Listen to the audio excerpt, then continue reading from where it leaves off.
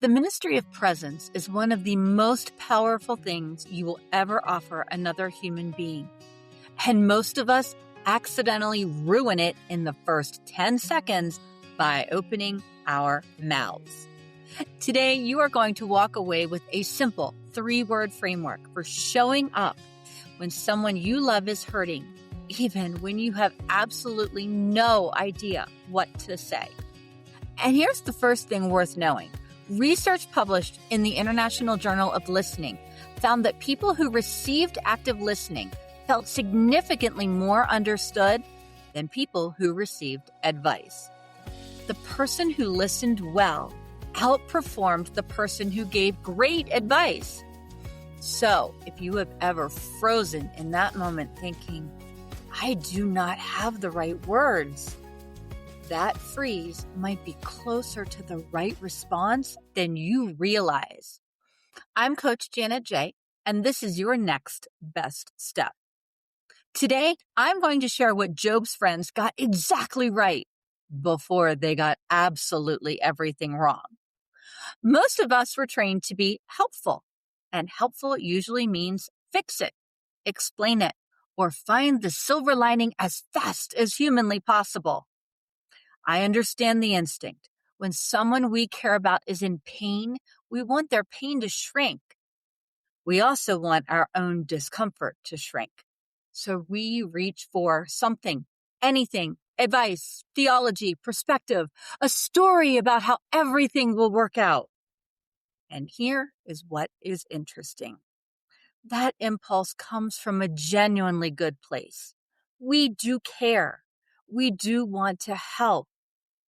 Yet, in the early minutes, sometimes early days, of grief, shock, or heartbreak, all that well-meaning input can land on a person like distance. Like you are standing on the other side of a window waving, rather than sitting beside them.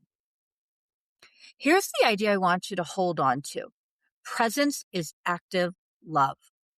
It is choosing to sit with someone in the hard place instead of rushing to decorate the hard place with solutions. Job 2:13. Job's 3 friends get a lot of criticism in the Bible, and honestly, they earn most of it later. They go off the rails with bad theology and worse timing. However, at the beginning, they get it exactly right. When they first arrive, they sit with Job on the ground for 7 days and 7 nights. No speeches, no fixing, no, have you considered that God is teaching you something? They say nothing because they can see that his suffering is enormous. That is ministry. And Romans 12:15 gives us the same heart in one line. Rejoice with those who rejoice, mourn with those who mourn. Notice it does not say fix those who mourn. It does not say explain to those who mourn why this is part of God's plan. It says mourn with them. Match their pace. Enter their experience. Now, if you are listening and thinking, okay, I get why presence matters, what does it actually look like in the moment? That is exactly where we are headed. Stay with me because the framework is simple and it sticks. So, why does just being there matter so much? As it turns out, your body already knows the answer. First, your nervous system registers the people around you. A well-known study by Dr. James Cohen and colleagues, published in Psychological Science, used fMRI brain scans, those scans that let researchers watch which areas of the brain light up during different experiences. What they found was that simple hand-holding during a stressful situation reduced the threat-related brain activity, and the effect was strongest in high-quality relationships. Your calm Steady presence physically helps another person's system find its own steadiness. Second, according to social baseline theory, also from Dr. Cohen's research, our brains are wired to expect supportive people nearby. When those people are present, coping with stress takes less effort. When they are absent, everything feels harder. So when you show up, you are literally sharing the load. When you listen well, you are doing something powerful. So what does the ministry of presence actually look like in real life? I want to give you 3 words: stay, soften, specify. Stay means you remain in the moment with them. You do not fill the silence with noise. You do not glance at your phone. If there is a pause, you let it breathe. Silence in the presence of someone safe is one of the most healing experiences a human being can have. Soften means you pay attention to your face, your voice, and your body. Unclench your jaw, lower your shoulders, speak more slowly. Research tells us that tone of voice often communicates more care than the actual words we choose. Your body language is doing ministry before your mouth says a single thing. Specify means that when you do offer to help, you make it small and concrete.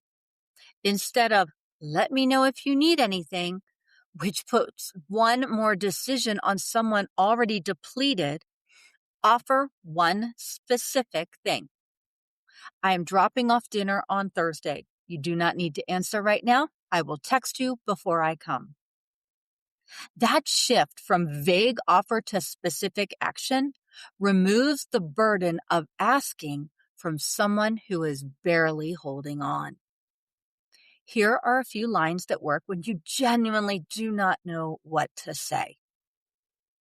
I'm so sorry. I'm right here. You do not have to explain anything. I'm staying. That makes sense that you feel that way. And then pause. Let quiet do its work. This practice touches every pillar. Emotionally, it reduces the aloneness inside the pain. Mentally, it lowers the pressure to explain it or manage it well. Physically, steady presence helps regulate the stress response. And spiritually, it mirrors God's own character, the God who draws near to the brokenhearted, the God who does not rush us through our grief. And if you want to feel what this is like right now, here is a 1-minute practice. Think of someone in your life who is going through a hard season. Picture their face. Now, silently say, I do not need to fix this. I just need to stay.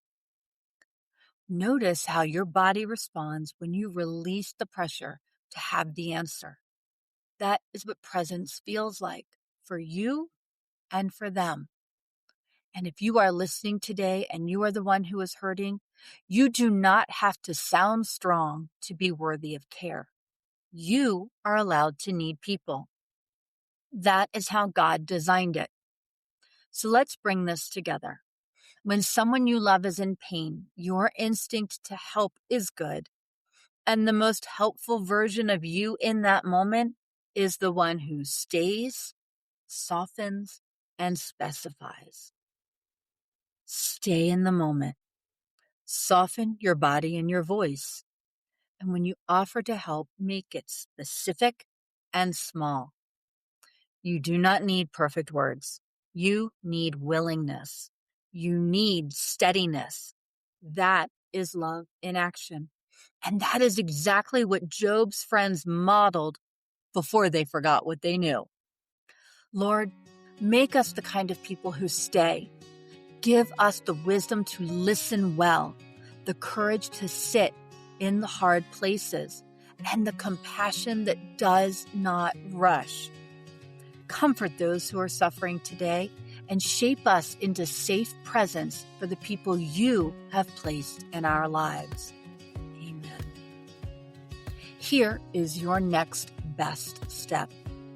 This week, give someone 5 minutes of your presence. No advice, no fixing, no silver lining. If you need one line to start, I am here.